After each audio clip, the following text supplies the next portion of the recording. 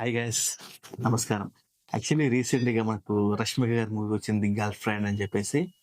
ఈ మూవీ చూసాను. యాక్చువల్లీ ఈ మూవీస్‌లో కొంతమంది చాలా బ్యాడ్‌గా ఇచ్చారు రేటింగ్. బట్ ఎందుకు ఇచ్చారో నాకు తెలిసి వాళ్ళకి ముడుపులు అందలేవా ఏదో నాకు అర్థం కావట్లేదు. బట్ ఈ మూవీకొచ్చి ఏందంటే అండి, 'రష్మిక' గారి యాక్టింగ్ మామూలుగా లేదండి, ఓ రేంజ్‌లో ఉంది. ఈ మూవీ చూసేంత సేపు 'రష్మిక' లాంటి లవర్ మనకుంటే బావుంటుంది. తనలాంటి వైఫ్ మనకుంటే బావుంటుంది అన్న చిన్న ఫీల్ అయితే నాకొచ్చింది. మేబీ అందరికి వస్తుండొచ్చని ఎక్స్‌పెక్ట్ చేస్తున్నాను.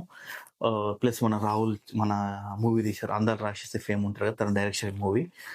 తీసినంత వరకు చాలా బాగా తీశారు. అంటే నీట్‌గా. బట్ ఏందంటే సెకండ్ హాఫ్ కొంచెం స్లో అనిపిస్తుంది. కొంచెం ఎమోషన్ సీన్స్ కూడా బాగానే కనెక్ట్ అయ్యాయి.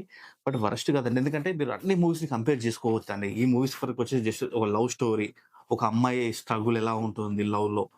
ఈ బేస్ మీద తీశారండి. సో, ఇంతవరకు మీరు ఆలోచించండి. దీనికి 'బాహుబలికి' లింక్ చేయకండి. దీనికి రీసెంట్‌గా వచ్చిన లవ్ స్టోరీస్‌లు, లవ్ టుడేలు ఇట్లాంటివన్నీ లింక్ చేయకండి.